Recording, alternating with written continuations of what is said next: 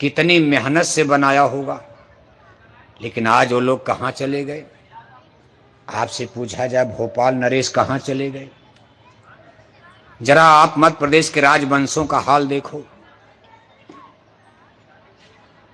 इंदौर के होलकर वंश के लोग कहाँ चले गए? ग्वालियर सिंधिया वंश के लोग कहाँ चले गए?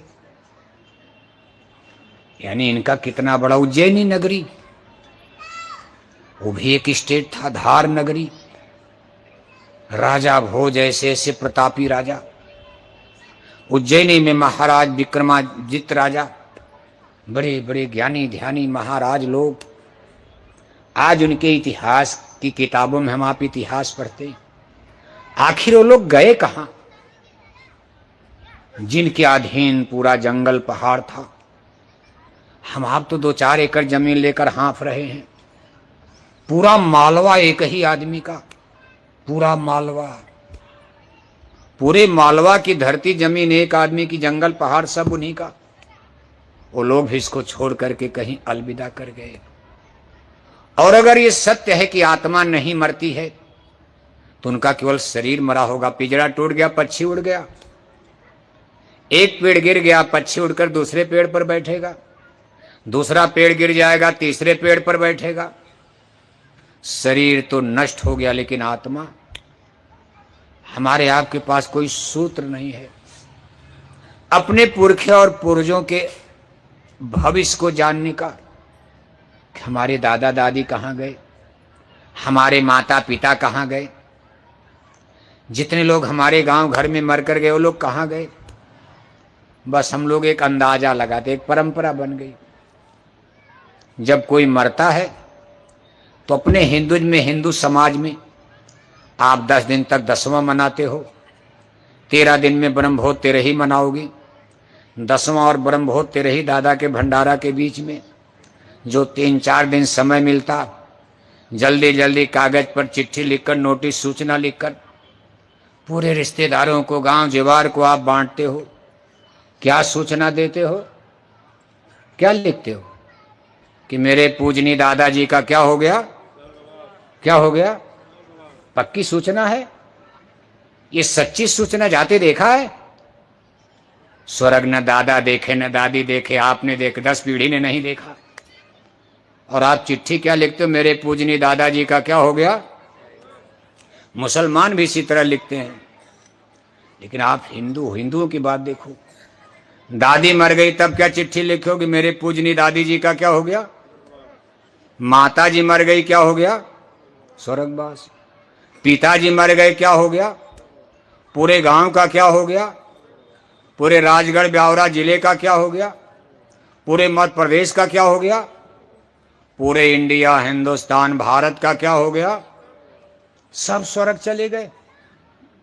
तब तो भगवान का नरक खाली पड़ा होगा।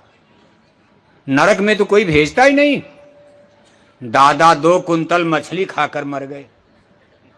2 कुंतल तो खाया होगा, एक पाव अगर जोड़ो, एक के दिन में तो खाएगा नहीं। अरे 80 बरस दादा ने मछली अंडा खाया, तो पूरे 80 बरस में पता नहीं कै कुंतल खा गए होंगे। एक एक पाव से भी जोड़ोगे, आधा किलो भी जोड़ोगे तो कितना खाया होगा। दादा 2 कुंतल मछली खाकर मर गए, और जिस दिन दादा मरे उस दिन भी मछली खाया था। शाम को मछली खाकर सोए, 2 घंटे में दादा राम नाम, उनकी भी तेरही में चिट्ठी लिख दिया, मेरे पूजनी दादाजी का क्या हो गया? दादा सारी जिंदगी शराब पीकर सो रहे थे, सारी जिंदगी शराब पीते पीते मर गए। जिस दिन दादा मरे उस दिन भी शराब पिया था, और 2 बोतल शराब उनके सिरहाने तकिया पर रखा भी था, रात सुबह पिएंगे। शराब रखी है चारपाई पर, सुबह पिया जाएगा। और दादा को हार्ट अटैक आ गया, भरी जवानी में मर गए। उनकी भी तेरही में चिट्ठी लिख दिया, इनका भी क्या हो गया? बताओ, ये भी स्वर्ग, ये भी स्वर्ग, ये भी स्वर्ग। तब तो भगवान भी चिंतित होंगे कि नरक बना करके मैंने कोई गलती तो नहीं कर दिया। कोई आ ही नहीं रहा, सब स्वर्ग की तरफ भाग रहे, पूरा मध्य प्रदेश स्वर्ग की तरफ भाग रहा। गजब आपने तरीका निकाल लिया मोक्ष और मुक्ति का। कहा भाई कोई बात नहीं, मछली अंडा खाते रहो, चिट्ठी स्वर्ग तो हम भेज देंगे, दादा चिंता मत करो। आपके ब्रह्म हो तेरे ही मनाकर 1000-2000 को लड्डू पूड़ी खिलाकर और पंडित पुरोहित लोगों को बुलाकर मंत्र पढ़वा देंगे, 150 ब्राह्मणों को भोजन करवा देंगे, फिर पुरेगा पहले ब्राह्मण खाएंगे, इसके बाद गांव जीवार के लोगों को खिला करके और नोटिस जारी कर दिया, क्या टिकट बांटते हो, आप ही टिकट बीजा देते हो, पट्टा करते हो, लो दादा टिकट है स्वर्ग चले जाओ। अरे टिकट तो आप अपने से टिकट दे दो, ट्रेन में बैठ जाओ अपने ही टिकट बनाकर, कोई आपको नकली टिकट दे दे और जब टीटी आएगा तो पकड़ेगा तो जेल में जाओगे। नकली टिकट, टिकट तो स्टेशन पर जाओगे, इसकी जगह है, स्टेशन पर वहां टिकट मास्टर है, पैसा दोगे टिकट मास्टर को, सरकार ने निश्चित किया है, वो दस्तखत करके टिकट देगा तब उसको वैधानिक माना जाएगा। अपने से ही टिकट बने, कागजे का तो है, फर्जी बना लो और फर्जी दस्तखत करके ट्रेन में बैठ जाओ, पकड़ेगा टीटी, जेल में डाल देगा, पैसा भी लेगा, जेल में भी डाले। भाई चोरी करते हो, नंबर 2 का काम। स्वर्ग वैकुंठ जाने का टिकट कौन बांटता? एमपी एमएलए बांटेंगे, प्रधानमंत्री टिकट देते हैं स्वर्ग का, मुख्यमंत्री टिकट देंगे। स्वर्ग वैकुंठ जाने का टिकट संत सतगुरु। आप रामायण को मानते हो ना? रामायण में क्या लिखा? कहा गुरुबिन भवनित तरह न कोई, जो बिरंची शंकर शम हुई। स्वर्ग वैकुंठ जाने का टिकट पहाड़ देगा? स्वर्ग वैकुंठ जाने का टिकट गंगा गोदावरी का पानी देगा? स्वर्ग वैकुंठ जाने का टिकट आम जामुन पीपल के पेड़ देंगे? धर्म ग्रंथ कहते हैं कि स्वर्ग वैकुंठ जाने का टिकट संतों के द्वारा प्राप्त होता है। संत का मतलब दाढ़ी बाल नहीं, संत का मतलब तिलक टीका नहीं, संत का मतलब गेरुआ नीला पीला कपड़ा नहीं। ऐसे साधु संत महात्मा तो भारत में करोड़ों भटक रहे हैं। बद्रीनाथ, केदारनाथ, देवप्रयाग, हरिद्वार, मथुरा, वृंदावन, गोकुल, प्रयागराज, रामबाण, रामेश्वरम, द्वारिकापुरी, जगन्नाथपुरी, काशी, अयोध्या, वृंदावन, जगह जगह पीठ बने हैं, जगह जगह आश्रम बने, 1 करोड़। आज भारत में ग्राम पंचायतों की संख्या 5 लाख। जिस पर आप एक मुखिया सरपंच बनाते हो उसको एक ग्राम पंचायत, जैसे आपकी एक ग्राम पंचायत, ऐसे भारत में पूरे हिंदुस्तान में मिलाकर ग्राम पंचायतों की संख्या 5 लाख और साधु महात्माओं की संख्या, एक अनुमानित आंकड़े के अनुसार भारत में साधु महात्माओं की संख्या 1 करोड़ के ऊपर जा रही है। 1 करोड़ के ऊपर, 1 करोड़ माने 100 लाख। गांव पंचायत की संख्या भारत में 5 लाख और साधु महात्माओं की संख्या 100 लाख के ऊपर जा रही। 100 लाख, अगर 100 लाख ही मान लिया जाए, 100 लाख में 5 लाख का भाग करो तो 20 आता। 20, अगर इन सब साधु महात्माओं को लाकर गांव गांव बसाया जाए, एक गांव पर कै साधु हिस्सा पड़ेंगे? कै साधु? 20, 20 एक गांव में कै साधु का अड्डा बनेगा? 20। यानी साधु महात्माओं का हर गांव में एक मोहल्ला बच जाएगा। अगर इनको धार्मिक स्थानों से निकालकर गांव गांव ड्यूटी दे दी जाए, और देना भी चाहिए, सरकार को ड्यूटी दे देनी चाहिए। भाई ये बोरा वाले बेचारे अकेले कब तक चिल्लाएंगे, और ये साधु महात्मा बाटी चोखा दाल भात खाकर टनाटन पड़े हैं आश्रम में, अपना मस्ती ले रहे हैं और धर्म की नाव डूबते जा रही, कोई बोलने वाला नहीं। इनको ड्यूटी देनी चाहिए कि आप गांव गांव जाकर जनता को समझाओ तो कम से कम भाई धर्म अच्छा काम करो, सत्संग सुनाओ 2-4 इनको, तब ने आपकी ड्यूटी मानी जाए। बस केवल आप भोजन भंडारा बनाकर खा पी करके बस दान दक्षिणा लेकर अपने अपने पीठ में आश्रम में चुपचाप पड़े हो और जिम्मेदारियां आप निभाते नहीं हो। जनता को केवल नेताओं का भाषण सुनने को ज्यादा मिलता। नेताओं के भाषण से सुधार तो होना, तो झगड़े करवा दें, उनको तो गद्दी बचाना, उनको धर्म वरम थोड़ा बचाना। साधु महात्माओं की जिम्मेदारी थी, साधु महात्मा बोल ही नहीं रहे। आप सोचो 20-20 साधु एक गांव पर हिस्सा पड़ेंगे, हर गांव में एक साधु का मोहल्ला बच जाएगा। आबादी तो इनकी नहीं बढ़ेगी। मान लो 2 साधु साल भर में मर गए तो गांव में 18 हो जाएंगे। अब नए साधु बनेंगे तो आएंगे, क्योंकि शादी ब्याह तो करते नहीं तो आबादी कहाँ बढ़ेगी। इनके बेटा बेटी तो होते नहीं, ये कोई गृहस्थ आश्रम में तो रहते नहीं हैं। मान लो 20 साधु का मोहल्ला बसा, 10 साधु गांव में मर गए। अब 10 साधु बाहर से आएंगे तब न 20 होंगे, वहां बच्चा बच्ची थोड़े पैदा करेंगे।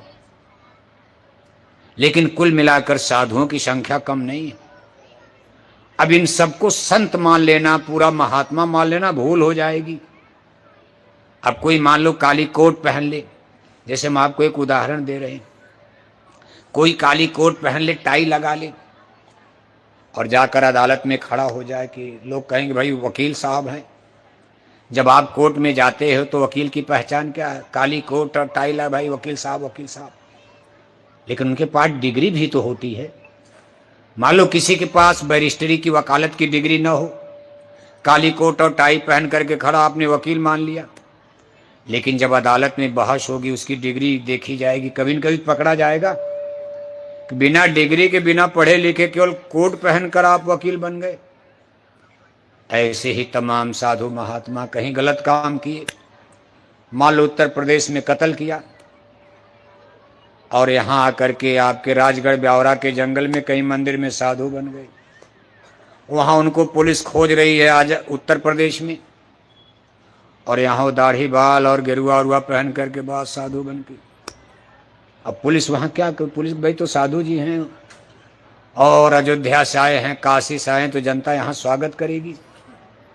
और साधु इतनी बड़ी गलती करके आए, कत्ल करके, ये भगोड़े हैं, उनको उत्तर प्रदेश पुलिस खोज रही है और मध्य प्रदेश, राजस्थान में, महाराष्ट्र में आकर के साधु बन गए। थोड़ा रामायण उमाड़ के 2-4 चौपाई तो सब लोग याद कर लेते हैं, थोड़ा सा हनुमान चालीसा उलीसा, जंतर मंतर, जादू टोना, फर्जी अर्जी। गांव की जनता ने भाई जा साधु जी बड़े सिद्ध पुरुष हैं, 100 बात बोलेंगे 2-4 सही हो जाएगी। जनता भी कहती नहीं नहीं ठीक है, कुछ तो खाने पीने का काम जनता कर ही देगी। आटा दाल पिशान तो ले जाकर गांव वाले चंदा लगाकर मंदिर में देंगे और साधु जी का काम चल रहा। और वहां पुलिस परेशान है कि कत्ल करने वाला गया कहाँ, और कत्ल करने वाला साधु बना है, कहीं भेद।